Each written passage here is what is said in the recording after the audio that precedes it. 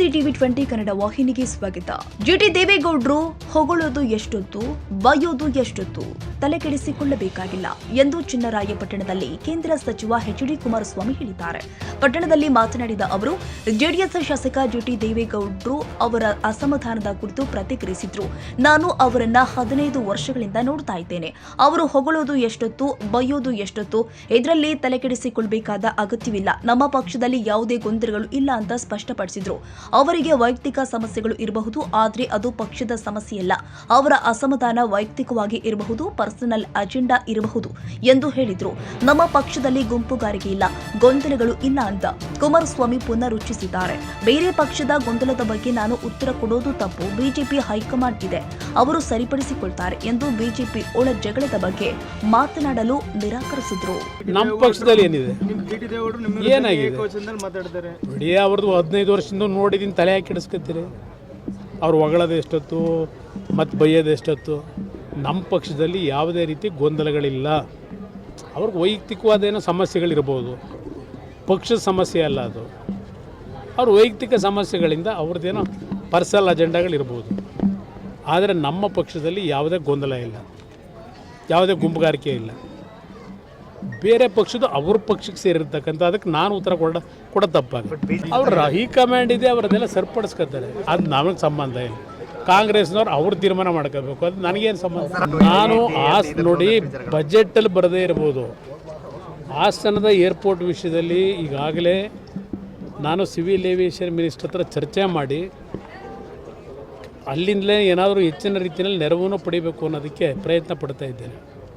ಅದಕ್ಕೆ ರಾಜ್ಯ ಸರ್ಕಾರ ಸ್ಪಂದಿಸಬೇಕು. ಇವತ್ತು ಅಲ್ಲಿ ಏನೇನು ನಡೆದಿದೆ, ಸ್ಥಳೀಯವಾಗಿ ಯಾರ್ಯಾರು ಸೇರ್ಕೊಂಡು ಏನೇನು ಭೂಮಿ ಹೊಡೆದು ಏನೋ ಬಡಾವಣೆ ರಚನೆ ಮಾಡಿ ನಾವು ಏರ್ಪೋರ್ಟ್ ಮಾಡಿದ್ರೆ ಜನ ಓಡಾಡೋಕ್ಕಲ್ಲ ಮಾಡಬೇಕು ಅಂತ ದೇವೇಗೌಡರ ಕನಸು. ನಮ್ಮ ರೈತರು ಬೆಳೀತಕ್ಕಂಥ ಬೆಳೆಗೆ ಒಂದು ಹೊಸ ಪದ್ಧತಿಯಲ್ಲಿ ರೈತರ ಕೃಷಿ ವಲಯಕ್ಕೆ ಉತ್ತೇಜನ ಕೊಟ್ಟು ಬೆಳೆದಂಥ ಬೆಳೆ ವಿದೇಶಗಳಿಗೆ ಏರ್ ಕಾರ್ಗೋದಲ್ಲಿ ಎಕ್ಸ್ಪೋರ್ಟ್ ಮಾಡಿ ರೈತರ ಆರ್ಥಿಕ ಶಕ್ತಿಯನ್ನು ಸದೃಢಗೊಳಿಸಬೇಕು ಅನ್ನೋದು ದೇವೇಗೌಡರ ಒಂದು ಕನಸಿದೆ.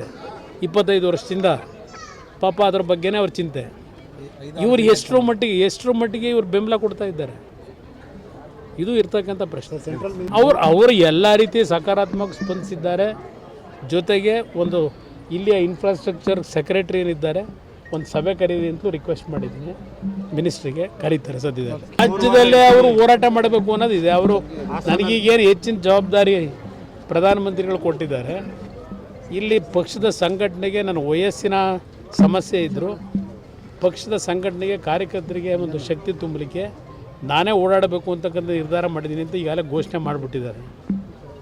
ಈಗ ನನಗೆ ಬೇರೆ ಬೇರೆ ರೀತಿಯಲ್ಲಿ ಒತ್ತಡಗಳಿದೆ ಅಂತ ಹೇಳಿ, ಆದರೆ ನಾನು ಈಗಲೂ ನಮ್ಮ ರಾಷ್ಟ್ರೀಯ ಅಧ್ಯಕ್ಷರಿಗೆ ಮನವಿ ಮಾಡೋದು, ನಮಗೆ ನಮ್ಮ ಮುಂದೆ ಇರಬೇಕಿನ್ನು.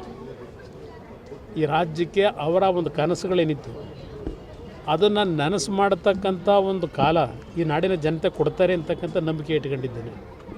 ಅದನ್ನು ಅವ್ರ ಕಣ್ಣಾರೆ ನೋಡಬೇಕು. ಅವ್ರು ಮಾಡೋಕ್ಕಾಗದೇ ಇದ್ದದನ್ನು ಇವತ್ತು ಈ ರಾಜ್ಯದ ಅಭಿವೃದ್ಧಿಗೆ ನನ್ನದೇ ಆದಂಥ ಒಂದು ಕಲ್ಪನೆ, ಅವರು ನಮಗೇನು ಮಾರ್ಗದರ್ಶನ ಕೊಟ್ಟಿದ್ದಾರೆ ಅದು ಇಟ್ಕೊಂಡಿದ್ದೇವೆ. ಆ ಕಾರ್ಯಕ್ರಮಗಳನ್ನು ತರಬೇಕು ಅಂತಕ್ಕಂಥದ್ದು ನನ್ನ ಒಂದು ಯೋಜನೆ ಇದೆ. ಇವತ್ತು ನೋಡಿ, ಕೇಂದ್ರ ಸರ್ಕಾರದಲ್ಲೇ ಎಲೆಕ್ಟ್ರಾನಿಕ್ ಟಾಯ್ಸ್ಗೆ ಉತ್ತೇಜನ ಕೊಡಬೇಕು ಅಂತ ತೀರ್ಮಾನ ಮಾಡಿದ್ರು. ನಾನು 14 ತಿಂಗಳು 2ನೇ ಬಾರಿ ಮುಖ್ಯಮಂತ್ರಿ ಆದಾಗ 9 ಇಂಡಸ್ಟ್ರಿಯಲ್ ಕ್ಲಸ್ಟರ್ನ ರಾಜ್ಯದಲ್ಲಿ ಮಾಡಬೇಕು ಅಂತ ಇದ್ದೆ. ಅದರಲ್ಲಿ ಕೊಪ್ಪಳದಲ್ಲಿ ಟಾಯ್ ಇಂಡಸ್ಟ್ರಿ ಮಾಡಬೇಕು ಅಂತ ಹೇಳಿ, ಲೆದರ್ನ ಒಂದು ಎನ್ಕರೇಜ್ ಮಾಡಬೇಕು ಅಂತೇಳಿ ಬಳ್ಳಾರಿನಲ್ಲಿ ಲೆದರ್ ಇಂಡಸ್ಟ್ರಿಗೆ ಒತ್ತು ಕೊಡಬೇಕು ಅಂತ ಮಾಡಿದ್ದೆ. ಇವತ್ತು ಕೇಂದ್ರ ಸರ್ಕಾರ ಲೆದರ್ ಇಂಡಸ್ಟ್ರಿ ಮುಖಾಂತರ ಎಕ್ಸ್ಪೋರ್ಟ್ನ ಇಲ್ಲಿ ಮ್ಯಾನುಫ್ಯಾಕ್ಚರ್ ಏನು ಮಾಡ್ತಾರೆ ಲೆದರ್ ಇಂಡಸ್ಟ್ರಿನಲ್ಲಿ 1,00,000 ಕೋಟಿ ಆದಾಯ ದೇಶದ ಒಂದು ಫಾರಿನ್ ಎಕ್ಸ್ಚೇಂಜಿಗೆ ತರಬೇಕು ಅಂತಕ್ಕಂಥ ಘೋಷಣೆ ಮೊನ್ನೆ ಮಾಡಿದ್ದಾರೆ. ನೆನ್ನೆ ಲೆದರ್ ಇಂಡಸ್ಟ್ರಿ ಮುಖಾಂತರ ಹಲವಾರು ಯೋಜನೆಗಳಿದೆ. ಲೆದರ್ ಇಂಡಸ್ಟ್ರಿ ಮುಖಾಂತರ ಸುಮಾರು 20 ಲಕ್ಷ ಯುವಕರಿಗೆ ಉದ್ಯೋಗ ದೊರಕಿಸ್ಕೊಡ್ಬೇಕು ಅನ್ನೋದಿದೆ ಆ ಕಾರ್ಯಕ್ರಮದಲ್ಲಿ. ಸ್ಟಾರ್ಟಪ್ಗಳ ಮುಖಾಂತರ ಹಲವಾರು ರೀತಿಯ ಒಂದು ಉತ್ತೇಜನ ಕೊಡ್ತಕ್ಕಂಥ ಯೋಜನೆಗಳು ಸಿದ್ಧ ಮಾಡಿದ್ದಾರೆ. ಇನ್ನು ಆರ್ಟಿಫಿಷಿಯಲ್ ಇಂಟೆಲಿಜೆನ್ಸು ಇವತ್ತು 500 ಕೋಟಿ ಇಟ್ಟಿದ್ದಾರೆ. ಅದರಲ್ಲಿ ನಾನು ಕರ್ನಾಟಕದಲ್ಲೂ ಸಹ ಅವರು ಗುಜರಾತ್ನಲ್ಲಿ ಈಗಾಗಲೇ ಪ್ರೋಸೆಸ್ ಪ್ರಾರಂಭ ಮಾಡಿಬಿಟ್ಟಿದ್ದಾರೆ. ನಾನು ಮನವಿ ಮಾಡ್ತಾ ಇದ್ದೇನೆ, ಕರ್ನಾಟಕದಲ್ಲೂ ಇದು ಕರ್ನಾಟಕ ಹಬ್ ಇಲ್ಲಿ ಸಾಫ್ಟ್ವೇರ್ ಇಂಡಸ್ಟ್ರಿಗೆ, ಆರ್ಟಿಫಿಷಿಯಲ್ ಇಂಟೆಲಿಜೆನ್ಸ್ಗೆ ಕರ್ನಾಟಕದಲ್ಲೂ ಸಹ ಏನಾದರೂ ಮಾಡಿ ಒಂದು ಉತ್ತೇಜನ ಕೊಡಬೇಕು ಅನ್ನೋದ್ರ ಬಗ್ಗೆ ಗಮನ ಹರಿಸ್ತಾ ಇದ್ದೀನಿ.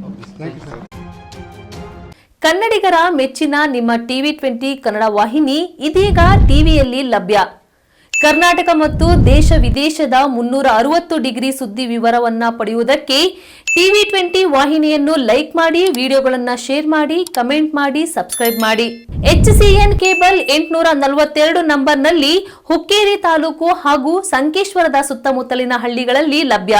PCN ಕೇಬಲ್ 129 ನಂಬರ್ನಲ್ಲಿ ಹಾರುಗೆರೆ ಸುತ್ತಮುತ್ತಲಿನ ಹಳ್ಳಿಗಳಲ್ಲಿ ಲಭ್ಯ. ರಾಯಬಾಗ್ ಡಿಜಿಟಲ್ ಚಾನೆಲ್ ಕೇಬಲ್ 80ನೇ ನಂಬರ್ನಲ್ಲಿ ರಾಯಬಾಗ ತಾಲೂಕಿನ ಸುತ್ತಮುತ್ತಲಿನ ಹಳ್ಳಿಗಳಲ್ಲಿ ಲಭ್ಯ. UDCN ಕೇಬಲ್ ನೆಟ್ವರ್ಕ್ ಉಗಾರ ಸುತ್ತಮುತ್ತಲಿನ ಹಳ್ಳಿಗಳಲ್ಲಿ ನಿಮ್ಮ TV20 ಕನ್ನಡ ವಾಹಿನಿಯೂ ಲಭ್ಯ.